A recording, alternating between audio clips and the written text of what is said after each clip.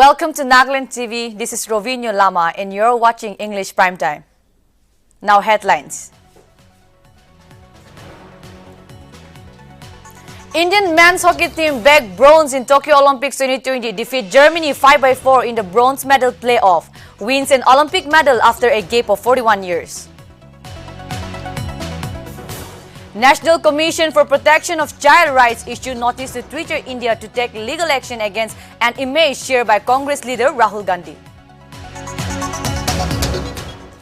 Election strategist Prashant Kishore resigned as principal advisor to Punjab Chief Minister Captain Amarinder Singh. Political mastermind conveyed his message in a letter to the Punjab CM. Samajwadi Party takes out cycle yatra across Uttar Pradesh against the centre and state government to protest over the issues of price rise, unemployment, farm loss. As Nagaland government implies odd-even formula for vehicles movement to tackle COVID situation, citizens of the state express different opinions regarding order.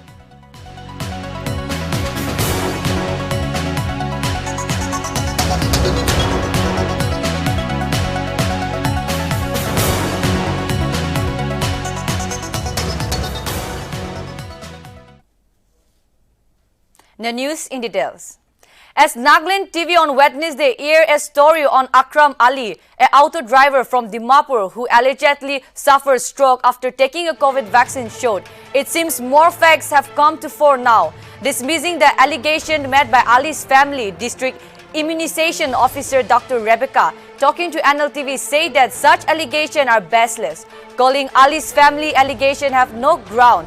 Dr. Rebecca revealed that Ali first suffered stroke on June 2021, much before he was COVID vaccinated. And following the first incident, he didn't seek any medical treatment, which caused his second and severe stroke. She went on to say that Akram Ali is diabetic patient for over 1 year and has high blood pressure since last 2 months. According to her, in addition to Ali is also an asthma patient. The officer clarified COVID vaccination hasn't caused the paralysis, but underlying disease caused the same.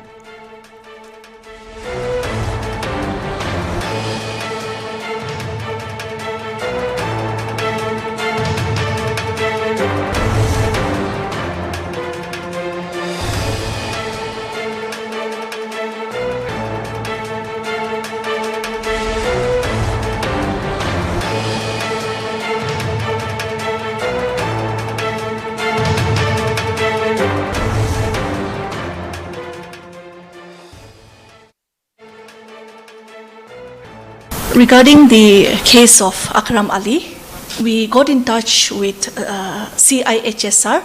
It is very clear to us that the paralysis suffered by Akram Ali was not at all caused by the COVID vaccine.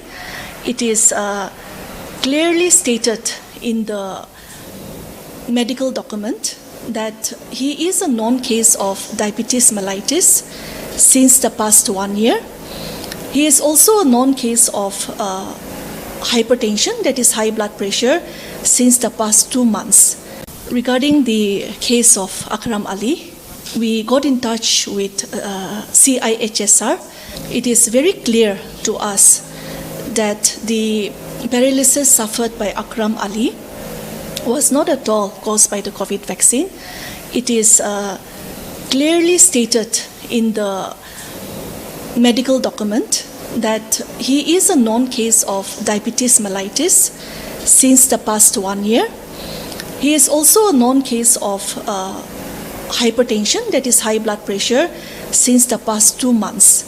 Regarding the case of Akram Ali, we got in touch with CIHSR.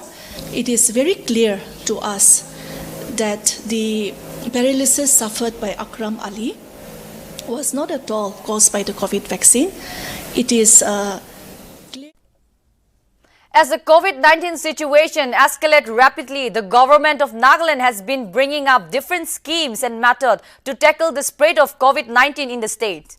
One of those methods include the implementation of vehicles traveling on the basis of odd and even numbers. This is done so in order to limit the traffic as well as the spread of coronavirus. However, the citizens of the states have different opinions regarding this order. Our reporter Krumidon Nungti has more reports regarding this. Come, let us have a look.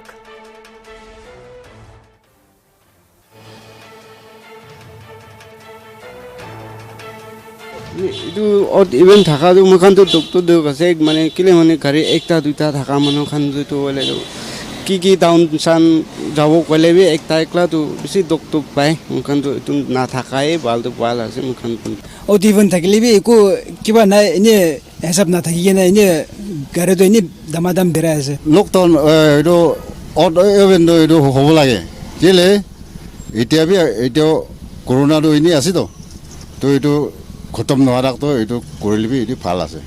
For me, I think it's okay. It's good because at least this way the traffic will be a little it will be more convenient for us to move around. No, that's what I think. itu thaka bala so tiban to nole gari jam si take na to mana on duk pai government to public kan bi bisi duk pai ole man to delivery kore man to man to even system nai In my opinion, odd even number thayo to hatai delivery hojawa nisna so itia to everybody is aware of the situation, and only if lagya tam dehe bhar wala ase sab bondebi to hatai del amila opinion do hatai dele bal hobo ina babi ase. Itu Nagaland itia gari odd even July thaka to hami laga babna de to itu bisi bal ase itu follow koribo lage jodi itu balbra follow na kore le itu manukhan bisi digdar pai thake hami khan Nagaland de to itia odd even July thalibi itu public can be strictly to follow na kore खुशी बिराए traffic Khan भी हरान हो जाए ना कि होए को भी ना कोई जाए कितने बार ना तो इन्हीं का बड़ा इतना भी ट्रैफिक प्रॉब्लम तो दिमापुर दे इन्हीं का ही आसे और even though thakile same as na itu right ne khuli dile balas. Okay, thank you for getting this time. As for us, like for wage earner like us, we don't want the odd even system because for wage earner like us, we face so many difficulties. Because we have to go and earn daily for our families, and also it's very difficult for us. Saya lagi bin Nagaland TV for more stories, for more news updates. Moi si reporter Kumito Nungti with my camera person Chua Jinglong. As the COVID-19 second wave is expected to come to an end by the end of this year, the fear of the third COVID-19 wave hitting the country is increasing day by day. The fact that India faces severe second wave of infection, preparing oneself for the third wave would be a great idea. Nagaland has also begun to prepare itself for the third hit of the pandemic. In an exclusive interview with Nagaland TV, CMO Dr. Mua spoke about the different steps taken by the government in order to fight the expected wave of COVID-19. Mua also mentioned about the improvement in the healthcare infrastructure by the state.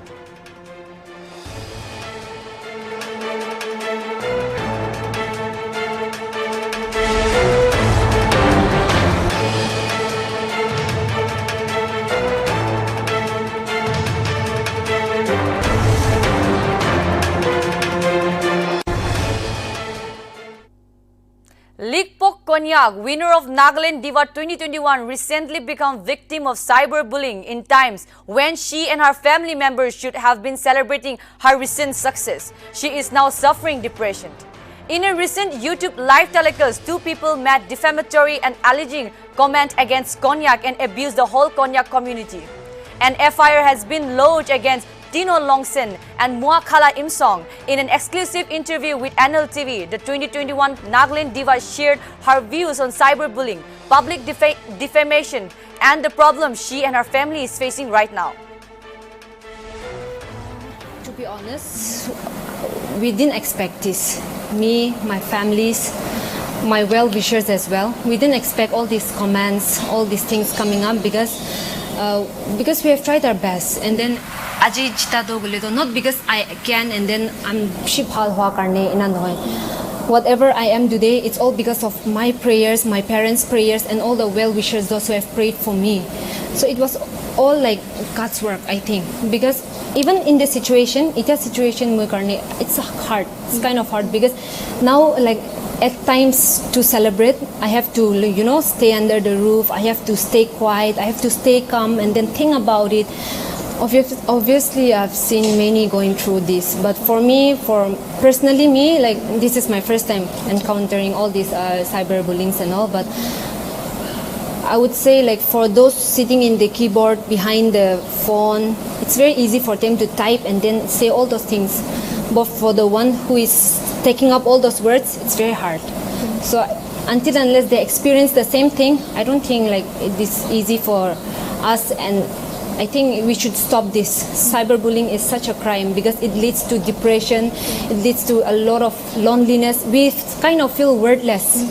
And then sometimes for some people, it ends up with suicidal thoughts. So I think this is so wrong because they don't know what like impact they are leaving on the person individually. But I think it's high time we are educated now. We are living in a world where everything we are doing it technologically, and then we are in a generation where we are all educated. So I think we should make use of the educations that we are gaining every day, because cyberbullying, everyone knows this is not the right thing to do.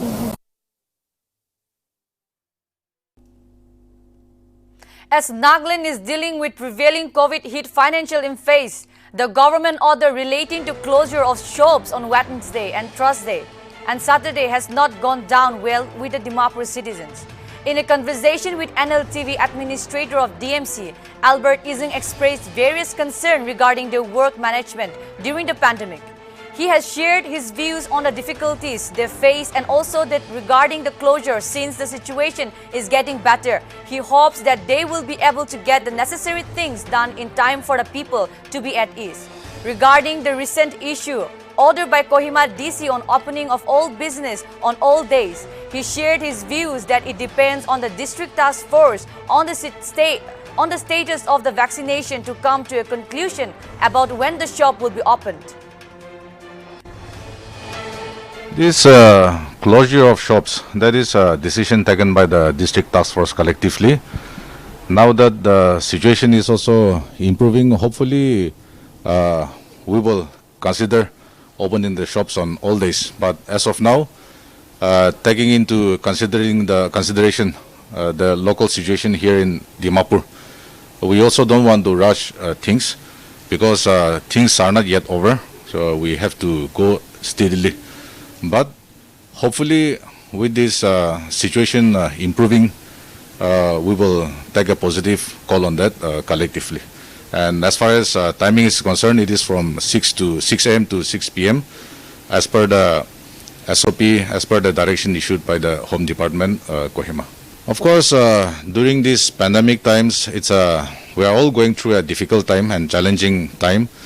The public are also inconvenienced in many ways. The shopkeepers, the business community, they are also suffering as a result of this lockdown, this pandemic. But health is something which we should not compromise. The public health, the health of the business community as well.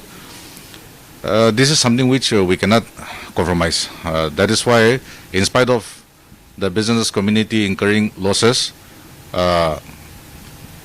we had to take this kind of a decision. But hopefully things are improving, and the business community so far, they have also been very cooperative.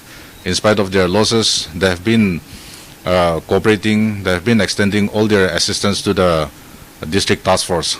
Hopefully things will be better in the days to come. As I've said, everything depends on the situation. We also cannot give a very clear-cut timeline. The situation definitely everyone would like to get the things back online to normalcy. So situation khulibo, but kali borso khulibo, next week khulibo. That is something which we also cannot say definitely. Representatives of Mizoram and Assam on Thursday successfully held talks and agreed to resolve the interstate border dispute. The Assam government also decided to revoke an advisory issued earlier against travel to Mizoram.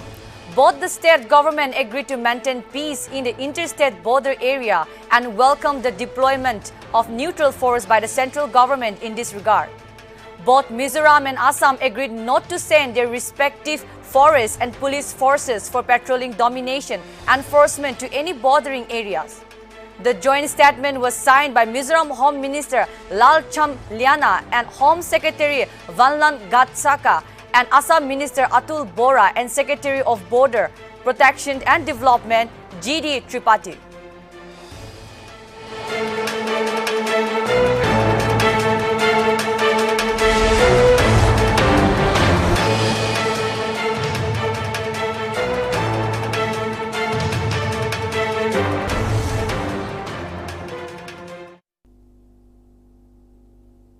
Manipur Chief Minister N. Biren Singh on Wednesday called on Prime Minister Narendra Modi to discuss a wide range of topics.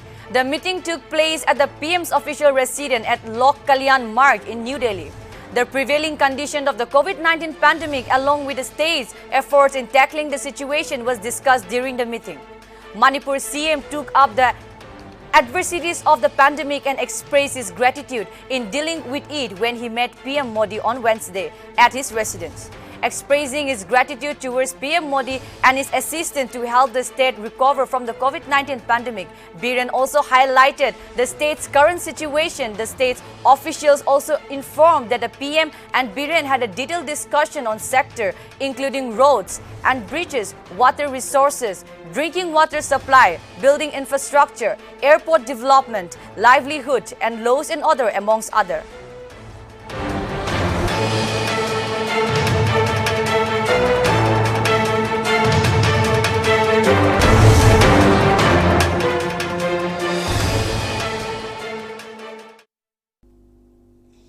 The National Commission for Protection of Child Rights has issued a notice to Twitter India to take legal action against an image shared by Congress leader Rahul Gandhi.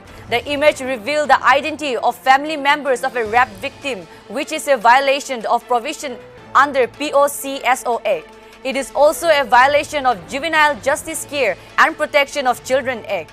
The National Commission for Child Rights further asked the microblogging platform to remove the photo. The child right body has also reported the Delhi police to take action against Gandhi over the matter.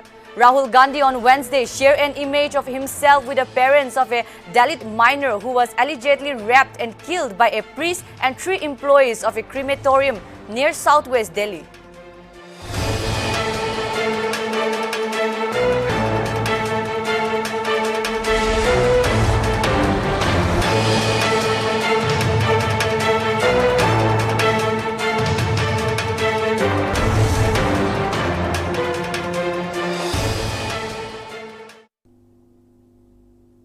The Samajwadi Party took out cycle yatra across Uttar Pradesh on Thursday against the centre and the state government to protest over the issues of price rise, unemployment, farms laws, crime and jail to SP leader Azam Khan. SP Chief Akhilesh Yadav led the protest. He left the party headquarters in Lucknow at 10 a.m. on his bicycle and ride towards Janeshwar Mishra Park. Former member of the Lok Sabha Dimple Yadav flagged of the cycle yatra that was taken out at Tehsil level in all districts of Uttar Pradesh. Earlier, the Samajwadi Party said in a tweet on Wednesday that this yatra will cover 5 to 10 kilometers in all districts. The cycle yatra is being carried out on the occasion of the 89th birth anniversary of SP leader Ganeshwar Mishra.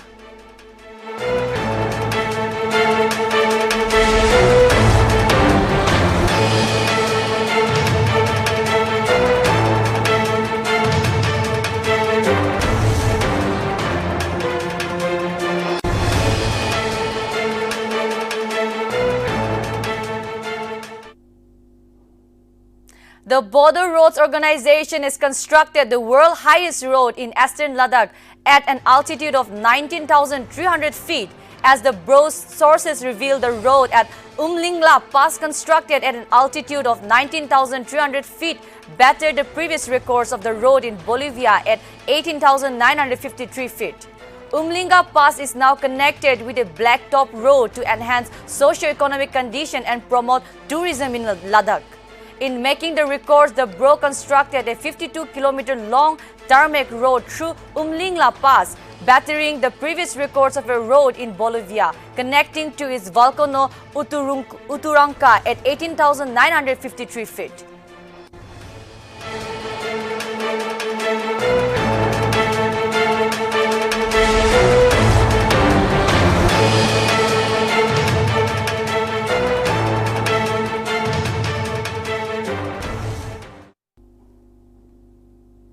Election strategist Prashant Kishore has resigned as a principal advisor to Punjab Chief Minister Captain Amarinder Singh. The political mastermind conveyed his message in a letter to the Punjab CM, where he cited that he wished to take a temporary break from an active role in public life.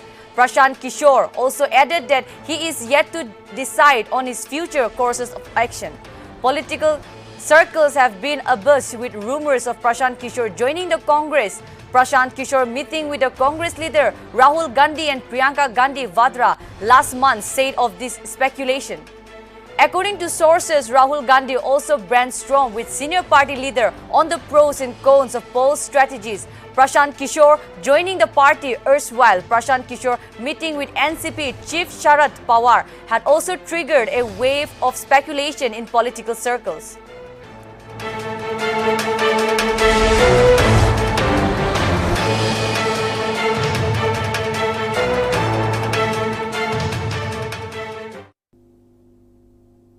Indian men's hockey team today displayed a great game of counter-attacking play against its defeated Germany 5-4 in the bronze medal playoff at the Tokyo Olympics today.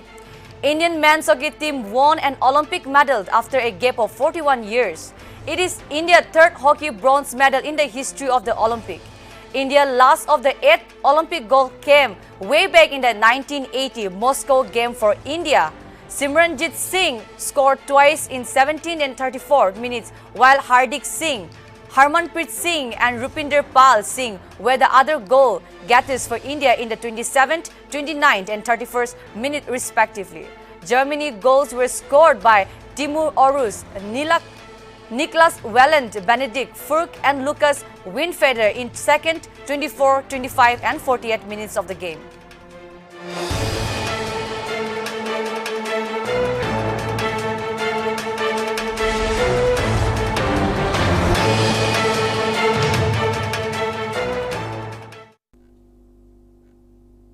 Soon after the Indian women hockey team lost the 2020 Tokyo Olympics semi-final against Argentina, Indians Olympic star Vandana Kataria's families were subjected to caste slur.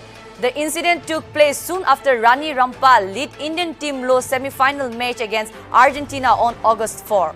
Crackers were being burst outside Vandana's house in Haridwar and men from upper caste were hurling casteist remarks against her family. Following a complaint by her family members, Sitkal police station has detained one person. However, an FIR based on the complaint is yet to be registered.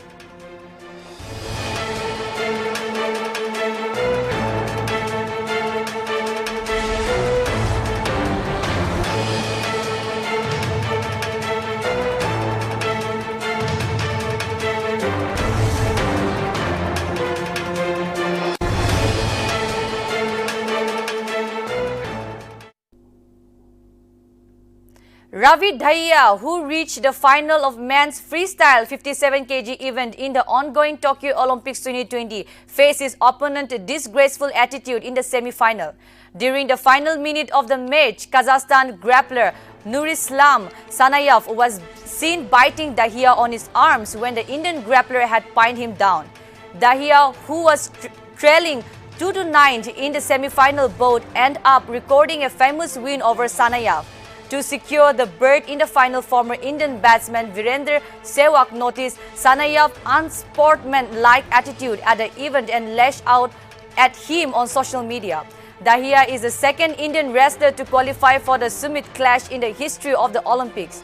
He will be up against Zavur Yugov of ROC in freestyle 57 kg gold medal bout.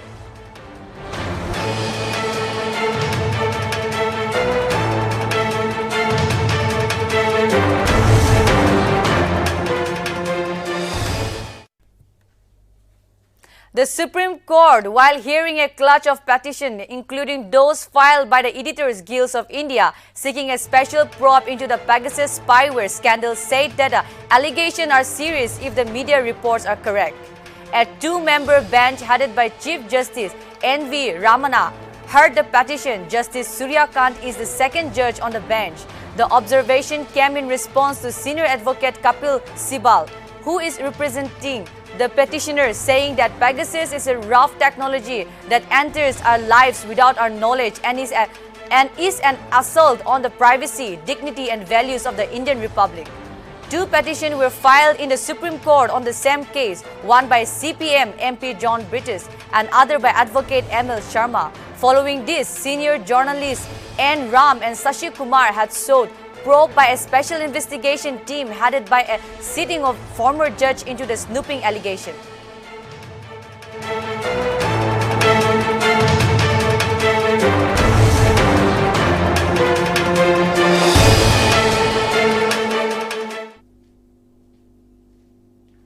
The Rajya Sabha on Wednesday passed the Deposit Insurance and Credit Guarantee Corporation Amendment Bill amid opposition uproar. According to Finance Minister Nirmala Sitharaman, the proposed legislation is expected to help small depositors, including those of the Straits PMC Bank. The bill proposes that even if a bank is temporarily unable to fulfill its obligation due to restrictions such as moratorium, depositor can assess the deposition to the extent of the deposit insurance covered through interim payments by the Deposit Insurance and Credit Guarantee Corporation (DICGC). For this, the bill seeks to insert a new section in the DICGC Act 1961. The DICGC may defer or vary the receipt of repayment due to it from the insured bank and to empower the corporation to charge penal interest in case of delay in repayment by the bank to the corporation.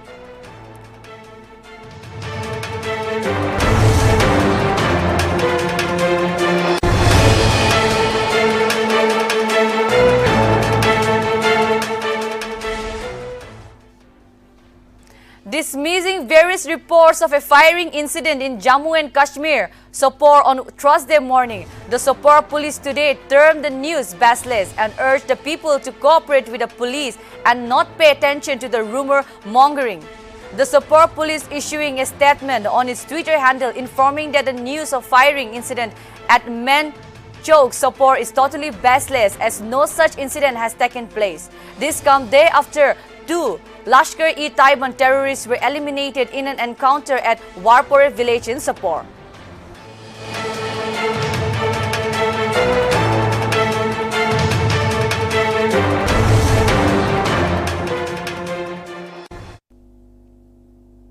Delhi Chief Minister Arvind Kejriwal slammed Lieutenant Governor Anil Baijal for holding a COVID-19 review meeting with officials behind the back of elected government on Wednesday.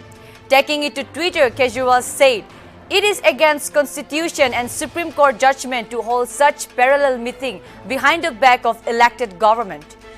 The Delhi government already has a strained relation with the Lieutenant Governor. Kejriwal tweet is likely to provoke the fight between the centre and the Aam Aadmi Party government.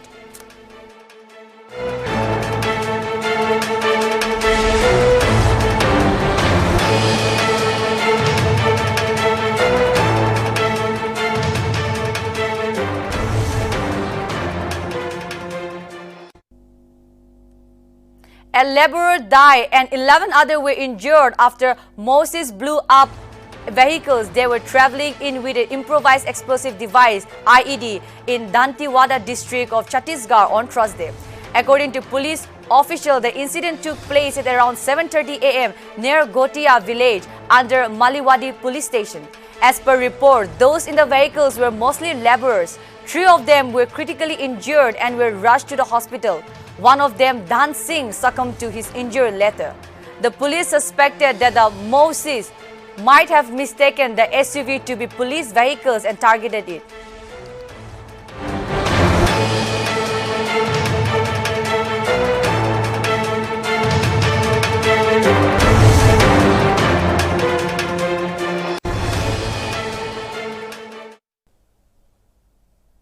The UN Chief Antonio Guterres expressed his deep concern about the safety and protection of people in Afghanistan, Lashkar, where tens of thousands of people could be trapped by fighting as the Taliban continue their ground assault. Dujarric said that since the start of the year, nearly 360,000 people have been forcibly displaced by the conflict in Afghanistan. The United Nations Assistance Mission in Afghanistan has called for an immediate end to fighting in urban areas, saying that the civilians are bearing the brunt of the violence. In Kandahar, at least 5 civilians were killed and 42 wounded. Afghanistan Foreign Minister Mohammad Hanif Atmar spoke with External Affairs Minister S. Jaishankar to discuss convening an emergency UN Security Council session on Afghanistan. Atmar said that UN and the international community must play a greater role to stop the unfolding tragedy in Afghanistan due to Taliban violence and atrocities.